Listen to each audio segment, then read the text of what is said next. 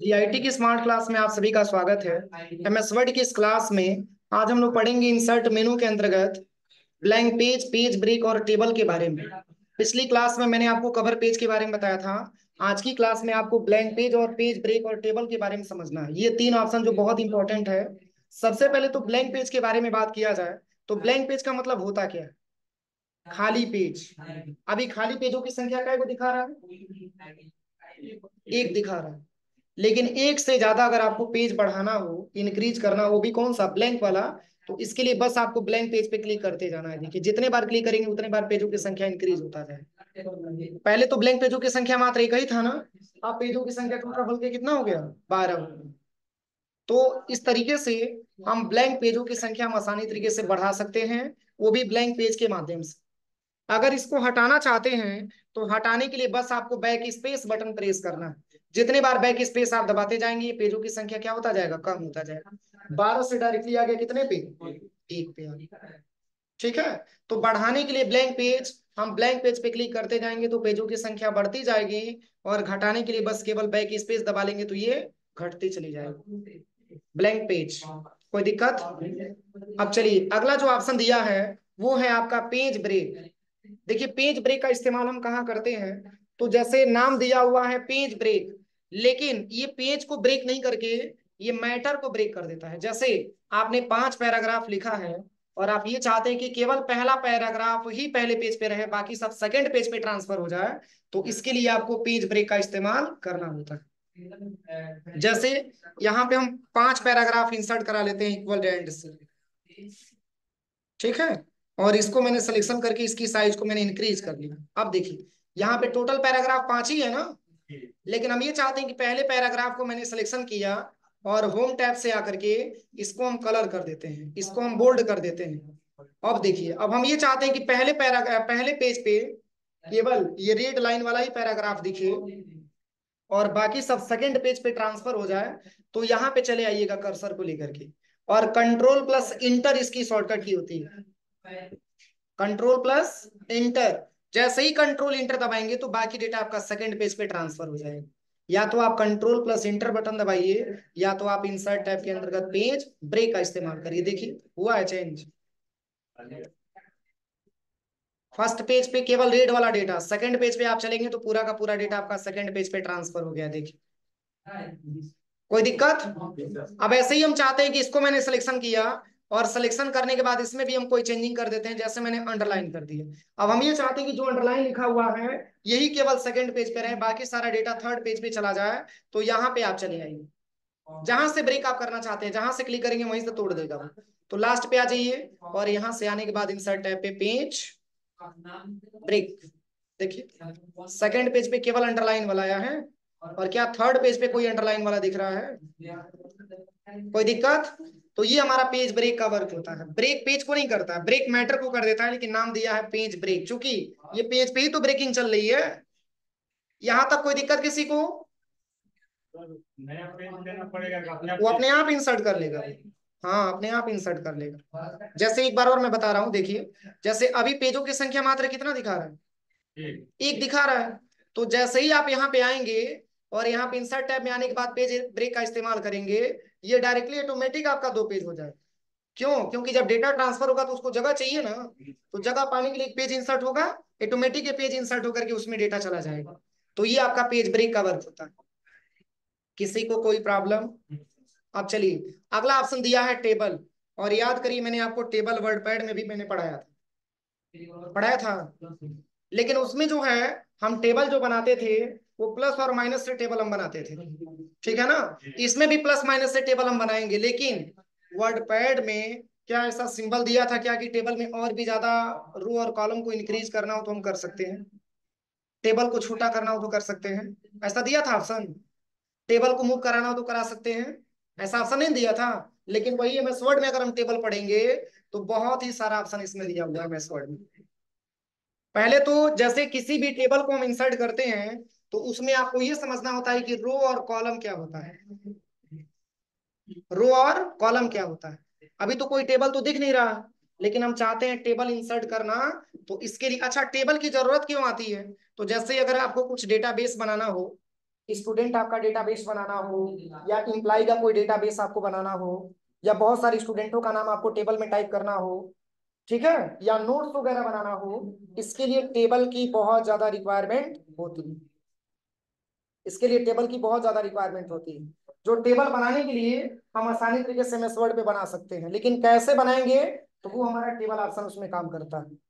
जैसे आपने देखा होगा कि बहुत सारे स्टूडेंट का डेटा हम बनाते हैं, उस स्टूडेंट का नाम हम टेबल में टाइप करते हैं, उसका नाम क्या है, उसका रजिस्ट्रेशन नंबर क्या है, उसका कोर्स क्या है, उसका फी क्या है, ठीक है, कितना रुपया ड्यू, कितना रुपया उसका ड्यू है, कितना रुपया पेड किया है, कितना रुपया ड्यू है, कितना रुपया डिस्काउंट है। ऐसे ही डेटाबेस हम बनाते हैं ना, इसके लिए टेबल की रिक्वायरमेंट होती है। ठीक है ना, इसके लिए टेबल की रिक्वायरमेंट होती है। यानी कि जैसे ही आप इंसर्ट टैब में और टेबल पे क्लिक करेंगे तो देखिए इतना सारा ऑप्शन आपको दिख जाएगा, इतना सारा ऑप्शन आपको दिख जाएगा। इस टेबल के अंतर्गत रो भी है और कॉलम भी है, लेकिन हम कैसे समझेंगे कि रो क्या है और कॉलम क्या है। रो हमेशा वर्टिकल होता है। क्या होता है? वर्टिकल होता है। वर्टिकल का मतलब लंबवत। क्या होता है? वर्टिकल होता है। वो हमारा क्या होता है? रो होता है। क्या होता है? रो होता है। और जो कॉलम होता है, जो कॉलम होता है, ठीक है, जैसे यहाँ पे देखिए हम कर क्या रहे हैं। सबसे पहले तो यहाँ से मैंने टेबल पे क्लिक किया, और यहाँ से देखिए, यहाँ से देखिए ये क्या हो रहा है, रो हो रहा है, ठीक है, और ये हमारा क्या हो जाएगा, कॉलम हो जाएगा। ये हमारा कॉलम हो जाएगा। तो ये हिस्सा हमारा वर्टिकल होता है और ये हिस्सा हमारा हॉरिजॉन्टल होता है। ठीक है, तो जैसे यहाँ पे जो है, अगर आप लेंगे ऐसे टेबल, अगर आप क्रिएट करेंगे, इस तरीके से आप बनाएंगे, तो देखिए इसमें सबसे पहले आपको समझना है कि कितने रो और कितने कॉलम है। तो देखिए यहाँ पे हम टेबल पे जाते हैं, और यहाँ से एक नंबर के टेबल पे मैंने क्लिक किया, तो वन बाय वन का मतलब एक ही रो है, एक ही कॉलम, एक ही रो है और एक ही कॉलम। अब देखिए अगर हम इसमें जाते हैं तो एक ही रो है और दो कॉलम। अब इधर एक ही रो है और दो क्या है, कॉलम है। और भी अगर आपको डीपली चेक करना हो तो यहाँ पे देखिए, सबसे पहले ये समझ लीजिए पहले कि रो और कॉलम क्या होता है। इंसर्ट पे आइए, टेबल पे आइए, अब यहाँ से देखिए ये हॉरिजॉन्टल बता रहे हैं कि वर्टिकल बता रहे हैं। इस तरीके से अगर आप टेबल में देखेंगे तो ये तो वर्टिकल है ना, तो जब इस तरीके से आप इसको खींचेंगे तो इसको हम वर्टिकल बोलेंगे। तो वर्टिकल वाला ये जो आपको दिख रहा है, इसको हम बोलते हैं रो। क्या बोलते हैं? रो बोलते हैं। जितना आप यहाँ पे नीचे करेंगे उतना ही यहाँ पे नंबर क्या होगा, बढ़ता जाएगा। वही राइट साइड में क्लिक करेंगे तो 1/6 मतलब क्या दे रहा है। अब यहाँ पे जैसे मान के चलिए, अगर आप यहाँ पे आ जाते हैं तो ऐसे बढ़ाइए, अब ऐसे बढ़ाइए, तो इसमें बता रहा एक दो तीन आपका रो है और दो आपका क्या है, कॉलम। तीन रो और दो कॉलम। अब क्लियर हो रहा है ना? ये जो दिख रहा है वर्टिकल, ये आपका रो में दिख रहा है, और ये आपका हॉरिजॉन्टल में क्या है, कॉलम आपको दिख रहा है। समझ में आ रहा है? देखिए 1 2 3 रो हो गया, और 1 और 2 कॉलम। इस तरीके से कितना रो और कॉलम आपको बढ़ाना है, बस यहाँ से बढ़ाते जाइए। अब कॉलम की संख्या कितना है और रो की संख्या कितना है? तीन आपका कॉलम है, और रो एक दो तीन चार पांच छह आपका क्या है, रो। छह रो और तीन कॉलम। अब क्वेश्चन ये बनती है कि सर, जैसे अगर हमको टेबल और भी ज्यादा मात्रा में इंसर्ट करना हो तो क्या करेंगे। तो अभी इसके लिए मैं बता रहा हूँ, पहले इतना समझिए। यहाँ तक किसी को कोई दिक्कत, रो और कॉलम को समझने में कोई दिक्कत किसी को? ये वाला हमारा जो होता है, ये हमारा रो होता है, सॉरी ये हमारा कॉलम होता है, और ये वाला हमारा क्या होता है, रो होता है। ठीक है, आप इतना समझिए कि जो ऐसे इस तरीके से आपका दिया हुआ है यहां से लेके यहां तक, इसको हम रो बोलेंगे। तो ये सब रो की संख्या एक दो तीन चार पांच और छह दिया, और कॉलम तो एक दो तीन कॉलम दिया। अब जैसे देखिए वर्डपैड में भी मैंने आपको बताया था टेबल के बारे में, लेकिन टेबल को हम कोई फॉर्मेटिंग नहीं कर पाते थे, किसमें, वर्डपैड में। लेकिन इसमें देखिए टेबल में कितना सारा ऑप्शन दिया हुआ है। यहाँ पे एक छोटा सा डब्बा आपको दिख रहा है, कोने पे देखिए यहाँ पे डब्बा दिख रहा है, यहाँ पे पॉइंटर लेके जाएंगे तो एरो बनेगा, एरो। इसी एरो के माध्यम से आप इसको छोटा कर सकते हैं। ठीक है, इसको आप नीचे की तरफ खींचेंगे तो ये बड़ा हो जाएगा, देखिए इसे बड़ा भी कर सकते हैं। ठीक है, हाँ, कॉलम तीन है, देखिए 1 2 3 आप यहां से देखिए एक स्टार टाइप का सिंबल बना है ना, आप इसके माध्यम से टेबल को एक जगह से दूसरी जगह लेके जा सकते हैं। क्या ऐसा ऑप्शन मैंने वर्ड पैड में आपको पढ़ाया था? अब जैसे देखिए अभी कॉलम की संख्या मैंने कितना बताया? 3 बताया। अब जैसे मान के चलिए कि और भी कॉलम की संख्या आपको ऐड करना हो तो कैसे करेंगे? और भी कॉलम की संख्या अगर आपको ऐड करना हो तो कैसे करेंगे?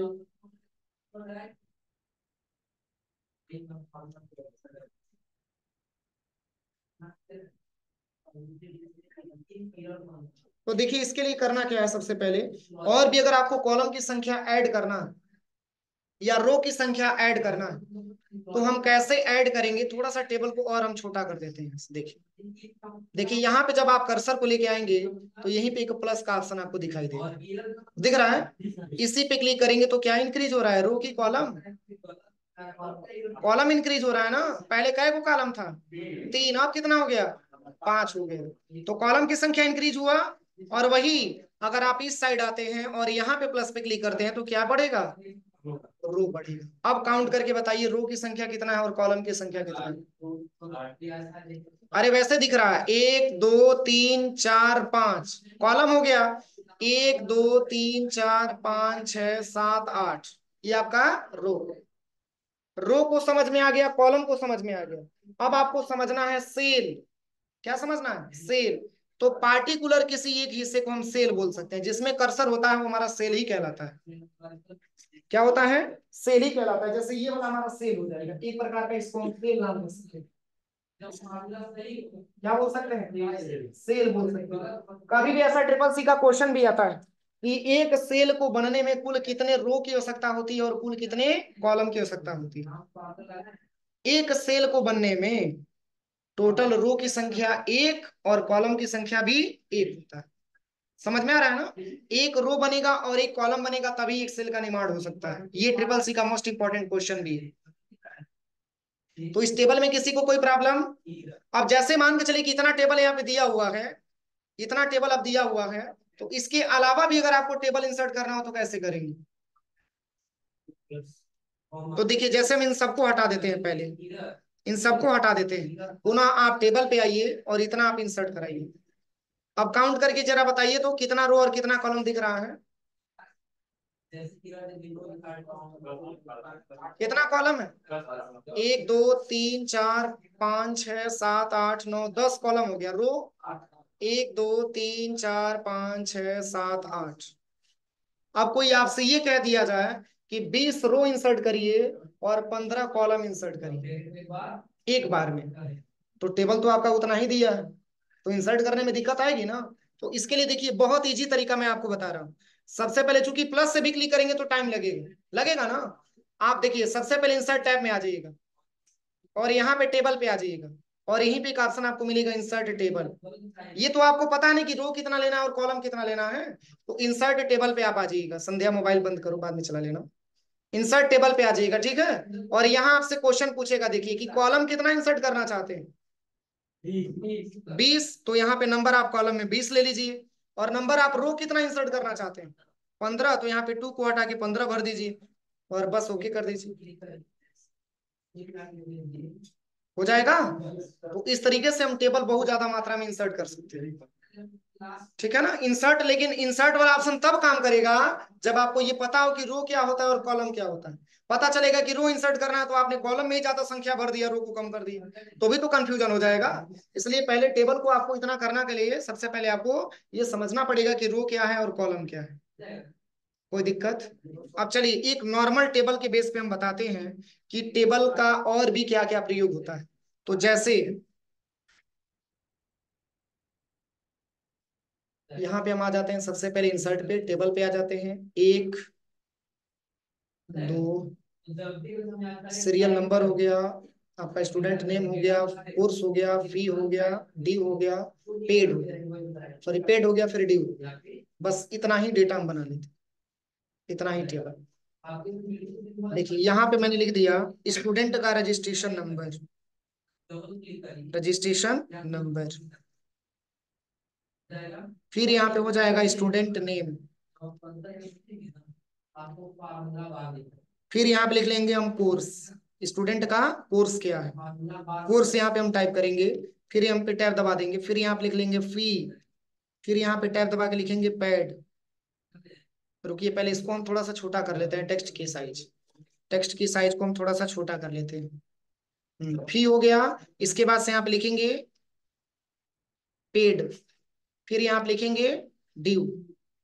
अब चलिए, अब जैसे इसको हम थोड़ा सा छोटा कर देते हैं, आप देख पा रहे होंगे कि स्टूडेंट नेम में नेम नीचे चला गया है।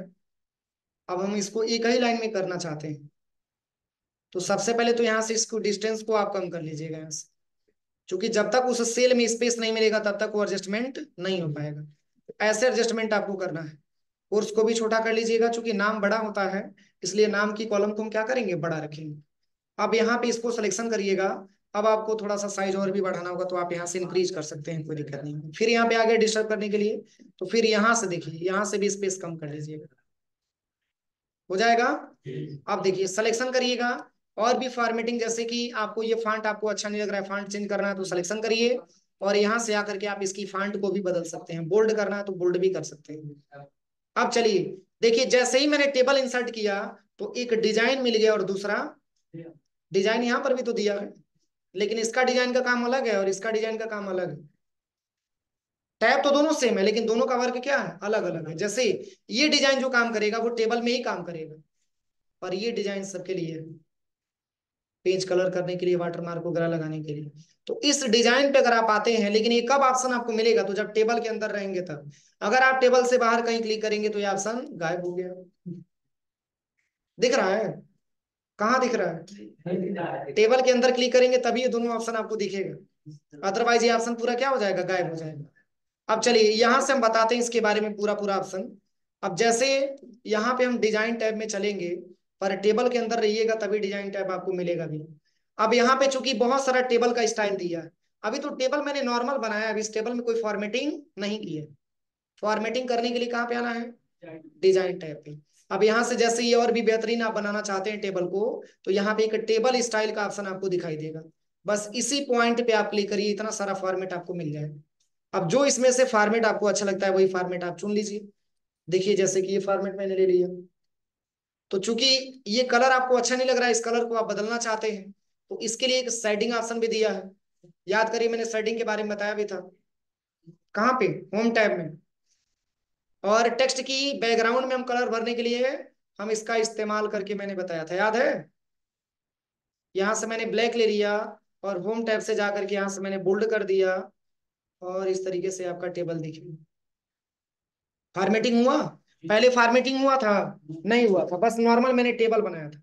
अब देखिए इस टेबल में और भी क्या क्या चेंजिंग कर सकते हैं, तो जैसे डिजाइन टैब में आइएगा, तो यहाँ पे एक ऑप्शन आपको मिलेगा टेबल स्टाइल ऑप्शन।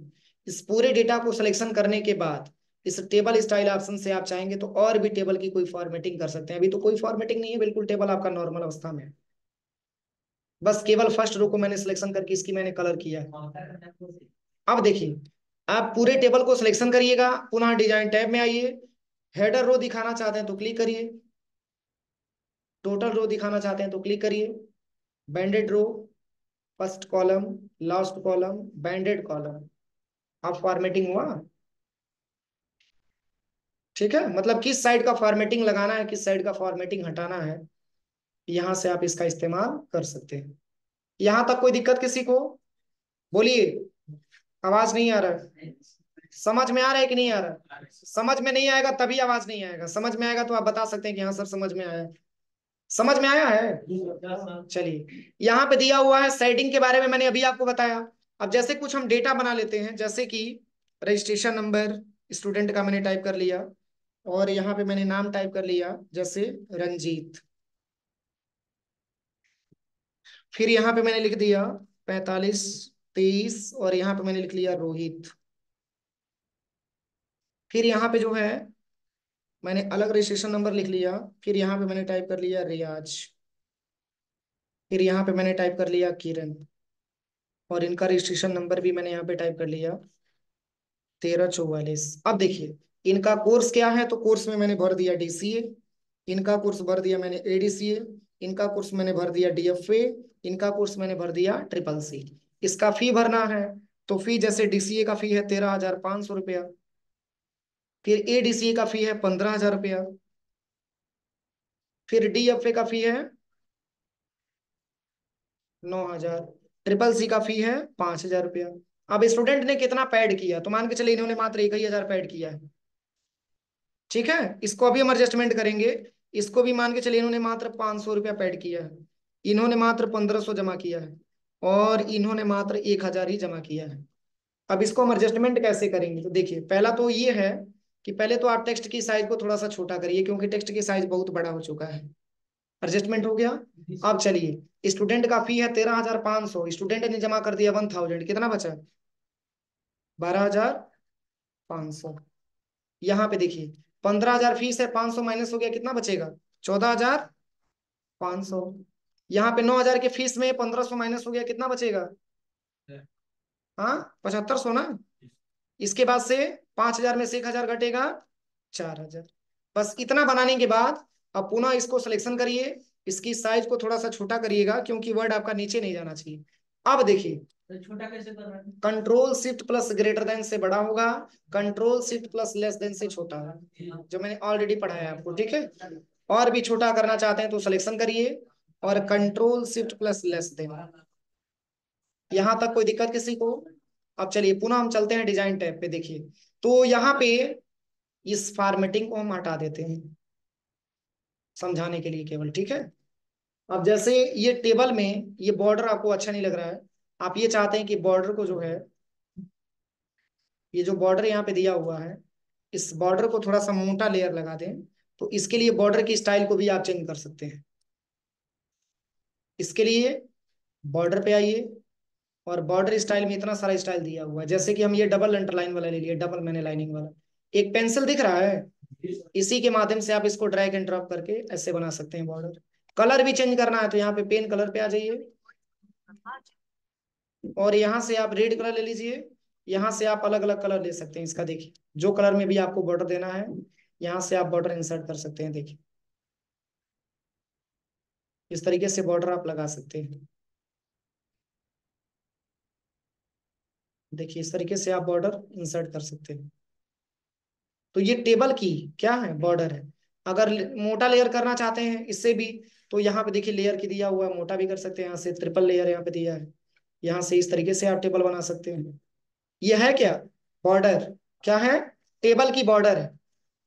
और यहाँ पे अगला ऑप्शन दिया है बॉर्डर पेंटर। अब बॉर्डर पेंटर का काम क्या है, तो जैसे ये मोटा लेयर दिया ना, हम चाहते हैं सब में मोटा लेयर ले लें, तो इसी में बॉर्डर पेंटर पे बस क्लिक कर लीजिएगा। जिस तरीके से फॉर्मेट पेंटर था, याद है, सेम उसी तरीके से बॉर्डर पेंटर, बस इसी के जैसा ये भी बॉर्डर आ जाएगा, ये भी बॉर्डर आ जाएगा, ये भी बॉर्डर। ठीक है, इस तरीके से आप सब में बॉर्डर इस तरीके से आप लगा सकते हैं। देखिए, बस एक बार ऐसे पकड़िए, ऐसे ड्रैग एंड ड्रॉप कर दीजिए पेंसिल से, देखिए वही कलर आ जाएगा जो कलर आपने भरा है। देखिए, वही डिजाइन आ जाएगा जो आपने सेलेक्ट किया है। अब टेबल कुछ ऐसे हो जाएगा। ठीक है, अब चलिए इसमें और भी ऑप्शन दिया है बॉर्डर। इसके बारे में मैंने आपको होम टैब में बताया था, लेकिन कुछ ऑप्शन इसमें अधूरा रह गया था, वही सीखना। तो ये ऑप्शन और भी सारे ऑप्शन का प्रयोग हम बता रहे हैं। जैसे इसके लिए हम एक दूसरा टेबल ले लेते हैं, पहले तो इस पे क्लिक करके और इसकी बॉर्डर की स्टाइल को हम यहाँ से चेंज करके 1 लेयर वाला ले लेते हैं। अब यहाँ पे करना क्या है, एक दूसरा टेबल हम इंसर्ट कर लेते हैं। इंसर्ट पे चलते हैं और टेबल पे आते हैं, इतना टेबल मैंने बना लिया। ठीक है ना। अब जैसे देखिए, पूरे टेबल को मैंने सिलेक्शन किया, यहाँ से बॉर्डर पे आ जाइएगा, टॉप बॉर्डर हटाना है तो हटा सकते हैं, लेफ्ट हटाना है तो, ये सब मैंने बताया था, याद है। ऑल बॉर्डर, पूरा बॉर्डर आपको दिखाएगा, आउटसाइड में केवल दिखाएगा, इनसाइड में केवल दिखाएगा, इनसाइड। ये दिया है diagonal down border, diagonal down border दिया है। देखिए, नीचे नीचे से 6वां नंबर का ऑप्शन दिया है, डायगोनल डाउन बॉर्डर। अगर आप इस पे क्लिक करेंगे तो ऐसे बीच में लाइनिंग आ जाएगा। देखिए, ये भी एक प्रकार का टेबल का क्या है, आपका बॉर्डर है। देखिए, पुनः सिलेक्शन करिए और यहाँ पे पुनः बॉर्डर पे आइए, डायगोनल अप करेंगे तो ऐसा हो जाएगा, ऐसा इंटरफेस बन जाएगा। ठीक है, ये सब क्या है, टेबल का बॉर्डर है। अब किस बॉर्डर में आपको डेटा बनाना है, आप यहाँ से बना सकते हैं। पर इसमें ऐसा नहीं कि इसमें अलग कलर, इसमें अलग कलर, इसमें अलग कलर, ये सब नहीं हो पाएगा। एक ही कलर हो पाएगा, नहीं नहीं हो पाएगा। ठीक है, अगर करना है तो एक तरीका मैं बता रहा हूँ आपको, देखिए।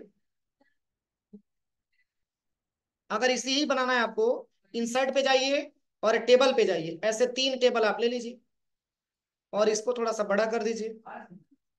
बड़ा करने के बाद ऐसे सिलेक्शन करिए, बॉर्डर पे आ जाइए और यहाँ से डायगोनल डाउन और यहाँ से ले लीजिए डायगोनल अप।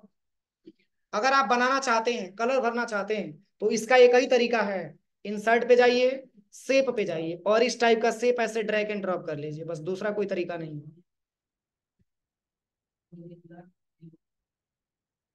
जैसे ये वाला है,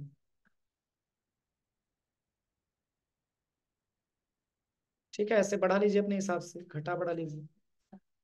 अब इसको ऐसे घुमा दीजिए,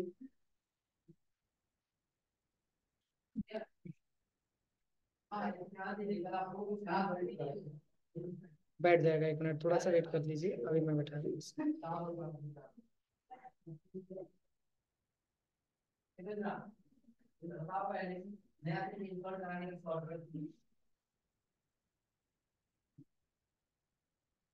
हंस रही हो ना, तुम भी बनाना था।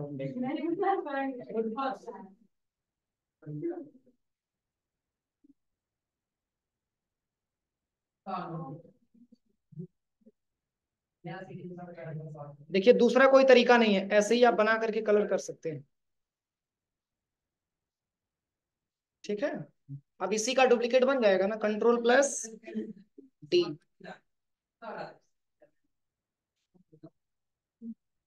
Ctrl+D, दूसरा कोई तरीका नहीं है। फिर Ctrl+D, इसको लेके आइए यहाँ पे और इसको भी ऐसे घुमा दीजिए।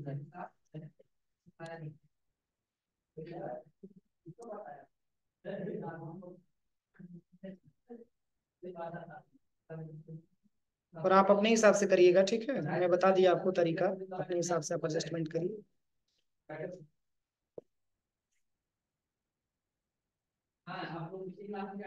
ठीक है ना, आप अपने हिसाब से बनाइएगा, मैं वैसे आपको नॉर्मल बना दिया, ठीक है। तो ये आपका टेबल होता है, इसलिए डिजाइन में मैंने सारा ऑप्शन बता दिया, एक बार अच्छे से प्रैक्टिकल करके आप देखिए। इसी पे जब क्लिक करेंगे तो यहाँ पे एरो बन रहा है ना, देखिए यहाँ पे टेबल को छोटा बड़ा करना। अच्छा देखिए, इसको सिलेक्शन करिए, इसको सिलेक्शन करिए, और भी छोटा करना चाहते हैं ना, तो Ctrl+Shift+लेस देन का इस्तेमाल करिए। देखिए छोटा हो गया, कितना छोटा हो गया, less than greater than.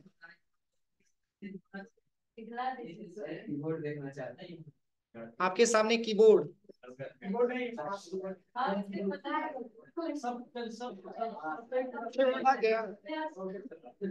Keyboard का ऑप्शन दे दिया, देखिए ये लेस देन होता है और ये ग्रेटर देन। ये दोनों दबाने के बाद कंट्रोल और शिफ्ट के साथ अगर इसको दबाएंगे तो बड़ा होगा और इसको दबाएंगे तो छोटा होगा, ठीक है। इसको कैसे लाएंगे कीबोर्ड वाला, मैंने बताया था ना, Windows+R दबाएंगे और यहाँ पे लिखेंगे OSK on screen keyboard, enter करेंगे तो आपके सामने आ जाएगा। ठीक है, इन केस अगर आपका कीबोर्ड काम नहीं कर रहा है तो इससे आप काम करा सकते हैं। जैसे देखिए Windows+R आ गया, अब यहाँ पे लिख दीजिए EXCEL, एंटर करिए, एक्सेल का पेज ओपन हो गया। ठीक है, अगर कीबोर्ड का कोई बटन काम नहीं कर रहा है, इसके माध्यम से आप आसानी तरीके से कीबोर्ड इंसर्ट करा के करा सकते हैं। तो इतना हो जाएगा, बोलिए शेष आपका जो बचा हुआ है,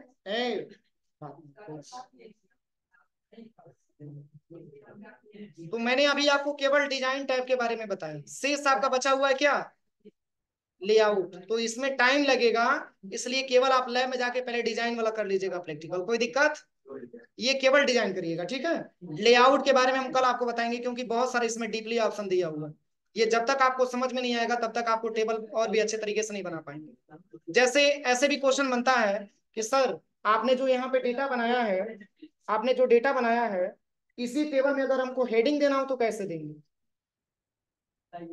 आप कल बताएंगे ना। हेडिंग देना हो तो कैसे मतलब हेडिंग कैसे देंगे? या फिर मान के चलिए कि अगर हम किसी सिंगल जो है सिंगल सेल को डिलीट करना चाहते हैं तो कैसे करेंगे? या टेबल को मिटाना चाहते हैं तो कैसे मिटाएंगे? ठीक है, या सिलेक्शन करना चाहते हैं तो कैसे करेंगे? तो इसके लिए आपको कल की टॉपिक में लेआउट वाले ऑप्शन में मैं पूरा आपको बताऊंगा। ठीक है, बताएंगे सब। इसी में तो लेआउट में फार्मूला दिया। ये कल बताएंगे। ठीक है।